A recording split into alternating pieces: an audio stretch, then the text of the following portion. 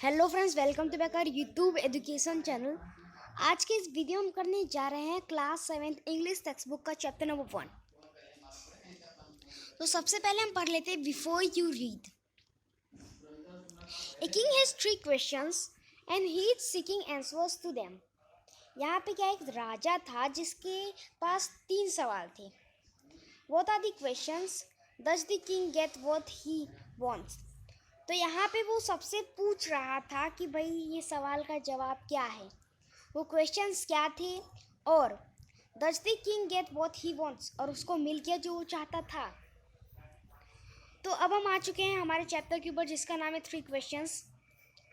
The thought came to a certain king that he would never fail if he 3 things. अब यहाँ पे कोई राजा था जिसके दिमाग में एक सवाल आया कि वो कभी भी फेल नहीं होगा अगर वो 3 चीज़ें कर लेगा। These 3 things were, अब ये जो 3 चीज़ें थी वो थी, पहला, What is the right time to begin something? कोई भी चीज़ की शुरुआत करने की सबसे राइट टाइम क्या है? Which people should he listen to? वो कौन से लोगों की बात सुने? What is the most important thing for him to do? और उसके लिए सबसे ज़्यादा इम्पोर्टेंट काम क्या करने के लिए था, ठीक है। The king therefore sent his messengers throughout his kingdom.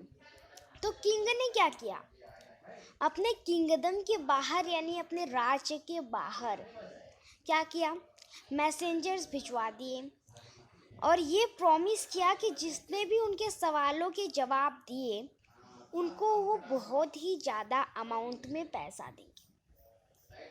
Many wise men came to the king, but they all answered his king's questions differently. अब यहाँ पे बहुत ही ज़्यादा विद्वान लोग आते हैं राजा के दरबार में, लेकिन होता क्या है, जो उनका जो क्वेश्चंस के आंसर थे वो अलग अलग थे।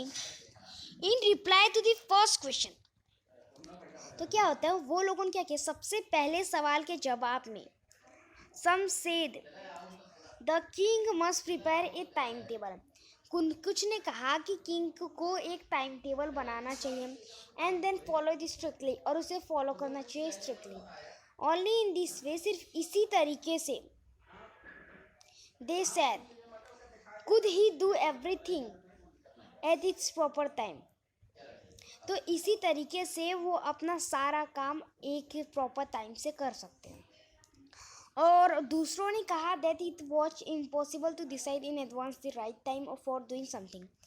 दूसरों ने कहा कि ये इम्पॉसिबल है डिसाइड करना कि हम कोई भी चीज़ का सबसे पहले ही डिसाइड कर ले कि भाई हमें क्या करना है आज पूरे दिन में, हमारा ये टाइम टेबल होगा आज दिन का, ठीक है। ऐसा कैसे डिसाइड कर सकते हैं। The king should notice all that was going on. अब किंग सब कुछ देख रहा था कि भाई उसके राज्य दरबार में क्या हो रहा था। अवॉइड फुलिश प्लेजर्स, उसने फुलिश यानी कि बेवकूफ़ प्लेजर्स को छोड़कर, and always do whatever seem necessary at that time, तो उसने क्या किया, उस टाइम पे जो नेसेसरी ज़रूरतमंद लग रहा था वो उसने किया। या फिर उसके बाद क्या होता है, दूसरे कहते हैं that the king needed a council of wise man. तो अब जो राजा है ना, उनको एक वाइस मैन की काउंसिल चाहिए। काउंसिल मतलब यहाँ पे आपका होता है एक group of people chosen to give advice और टू मेक रूल्स। अब यहाँ पे एक ग्रुप ऑफ पीपल जो चूज़ किए गए हो उनको एडवाइस देने के लिए और रूल्स बनाने के लिए, ठीक है।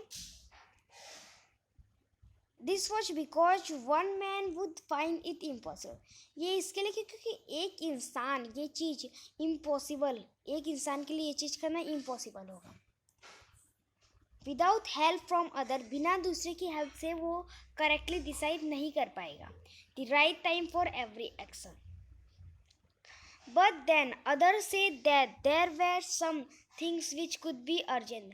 तो कुछ कहते हैं कि भाई यहाँ पे कुछ चीज़ें जो होती है वो बहुत ज़्यादा अर्जेंट होती है। These things could not wait. तो इस चीज़ों के लिए हम वेट नहीं कर सकते, ये डिसीजंस के लिए, काउंसिल्स के डिसीजंस के लिए। In order, to decide the right time, तो फॉर सम डूइंग समथिंग, तो हमें कोई भी चीज़ के राइट टाइम को डिसाइड करने के लिए क्या करना होगा, it is necessary to look into the future. तो इसके लिए ये ज़रूरी होगा कि हम फ्यूचर को देख सकें, and only magicians could do that, और ये काम सिर्फ मैजिशियंस कर सकते हैं। The king therefore would have to go to magicians. अब किंग को क्या करना चाहिए, ऐसा बोल रहे सब लोग कि किंग को जादूगर के पास जाना चाहिए। In their answer to the second question, some say that the people most necessary to the king were the counselors. अब उसके आंसर में कुछ कहते हैं कि नहीं, जो सेकंड क्वेश्चन के आंसर में कहते हैं कि पीपल के लिए सबसे ज़्यादा मोस्ट नेसेसरी लोग हैं उनके काउंसलर्स, और फिर दूसरे कहते हैं कि the priest a few other choose the doctors. अब कुछ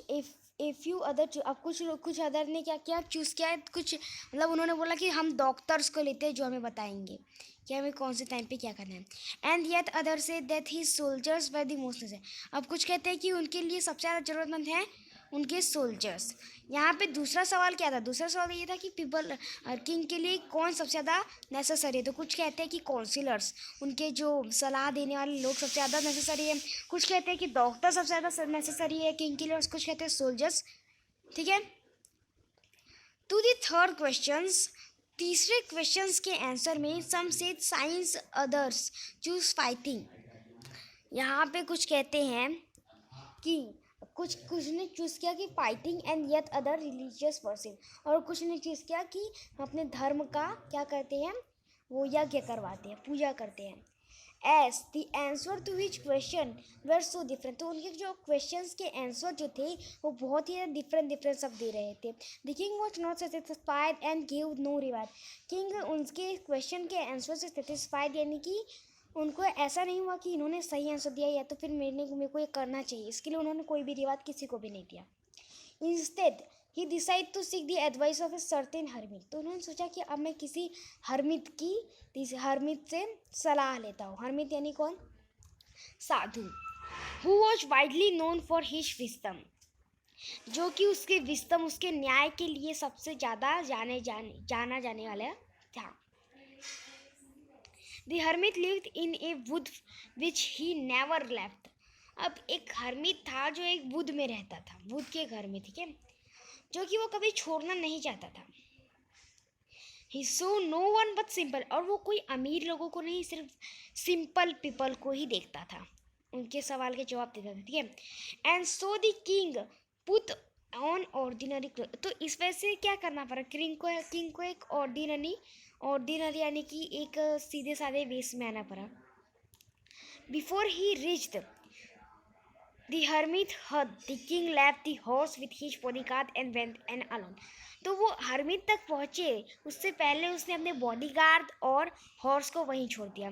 as the king came near the hermit hut, अब जो किंग है वो हर्मिट के हट के पास पहुँचा। He saw the hermit digging the ground in front of his hut, अब जब जैसे ही वो पहुंचा उसके सामने, हर्मिट के सामने, तो उसने देखा कि एक जो हर्मिट है वो क्या कर रहा है, अपने घर के सामने खड्डा खोद रहा है।